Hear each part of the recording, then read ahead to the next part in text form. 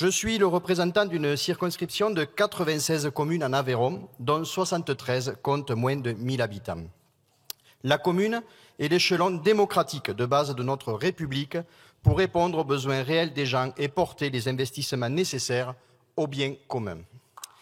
Mais le rôle des maires et des élus est de plus en plus ingrat et de plus en plus difficile. Parce que l'État s'est désengagé, parce que les trésoreries ont fermé, parce que les écoles subissent des fermetures de classes et parce que les moyens budgétaires sont de plus en plus réduits. Nous avons au contraire besoin de services publics forts, d'un État solidaire pour des campagnes vivantes où l'on peut vivre et bien travailler et bien vivre, j'insiste là-dessus. C'est dans ce contexte que nous allons voter cette loi visant à appliquer le scrutin de liste à 2 tours avec la parité aux communes de moins de 1000 habitants.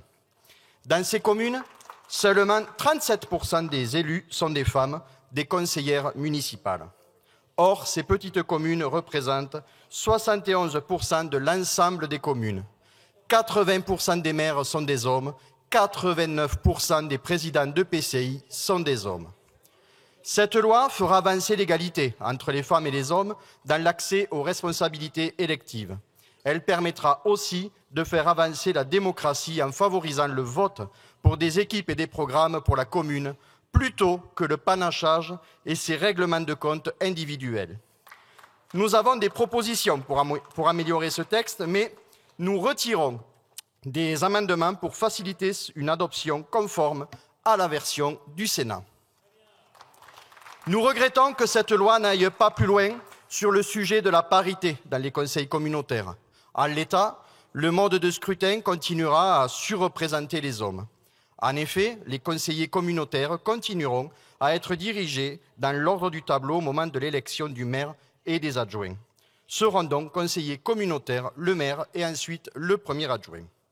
Or, la loi n'impose pas la parité entre le poste de maire et celui de premier adjoint. Conséquence, il y aura une surreprésentation d'hommes. C'est pourquoi nous avons proposé que les conseillers communautaires soient fléchés sur le bulletin de vote comme dans les communes de plus de 1000 habitants. Ce système assurant de la clarté dans l'élection du conseil communautaire et la parité. Alors, bien sûr, cette loi suscite des inquiétudes pour monter des listes complètes. La loi a intégré de la souplesse. Le dépôt de liste incomplète sera accepté. La liste de candidats pourra comporter 2 personnes de moins que l'effectif actuel. Nous aurions souhaité ajouter plus de progressivité dans le nombre de conseillers municipaux selon la taille des communes, mais le Sénat a écarté cet article. Alors, certains disent qu'il sera difficile de trouver suffisamment de femmes candidates, mais elles représentent plus de la moitié de la population dans les plus petits villages aussi. Il faut donc s'attaquer aux freins à l'engagement électif. Peu de personnes sont volontaires pour participer à un conseil municipal, car cela demande un engagement conséquent, du temps en soirée, du temps de préparation.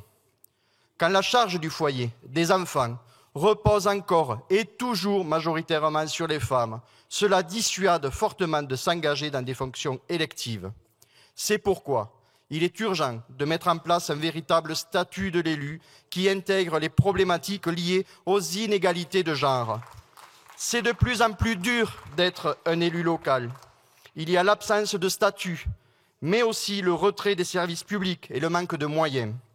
En tenant compte de l'inflation, le montant de la DGF a baissé de 71 milliards depuis 2014. Dans ma circonscription, de nombreux maires ne comprennent pas pourquoi cette année encore leur DGF est en baisse. Certains se posent la question d'annuler certains projets d'aménagement du village, faute de perspectives budgétaires.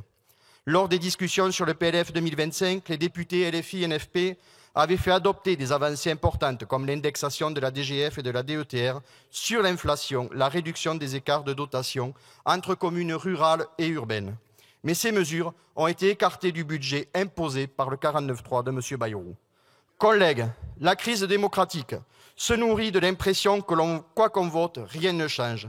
Quand les députés sont empêchés de jouer leur rôle alors que les élus locaux attendent des changements, quand le président de la République refuse de prendre acte du résultat des élections législatives qu'il a lui-même convoquées, quand la retraite à 64 ans est imposée contre la souveraineté populaire, Notre pays est en état d'urgence démocratique.